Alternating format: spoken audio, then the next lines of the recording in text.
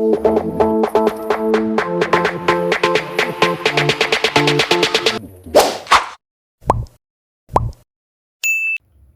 นี้เราก็อยู่ที่ฟ้านางม่วน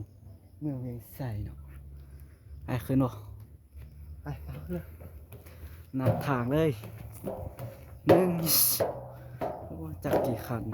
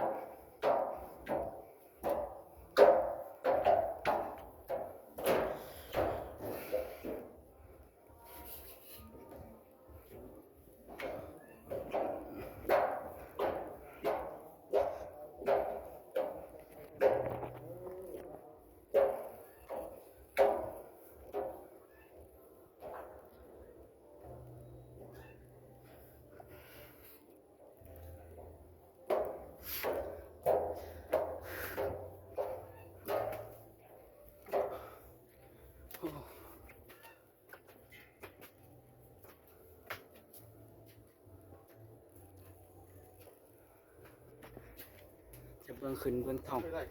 ทางเทิงเนาะนะมี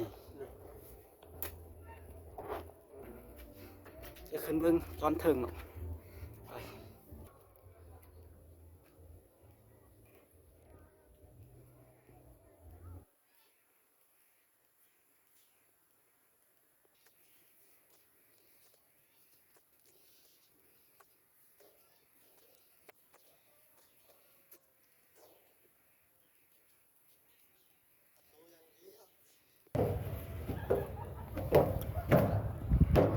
โคตรสูง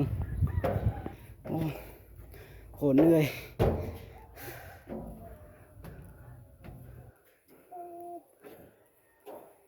โอ้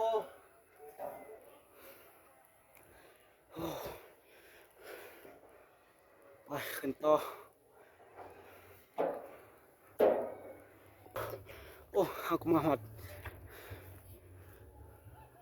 สั้นสองไปเลยเยี่ยมห้อยโคตรเหนื่อยมาเบิ่งบรรยากาศเนาะ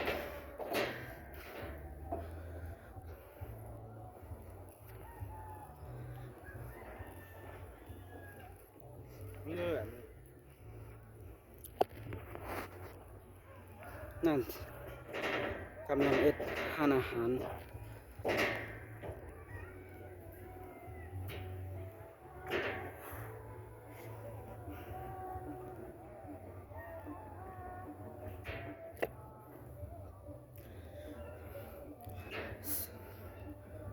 ไปขึ้นต่อโอ้มือขาแล้วแม่เขามือแล้ว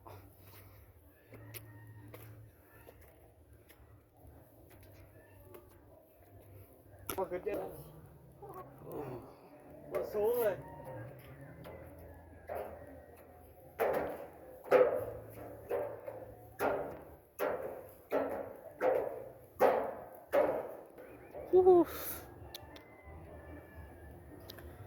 ขึ้นมามุมนี้ก็เหนื่อยสมควรอาจจะไปต่อเนาะยังหลาย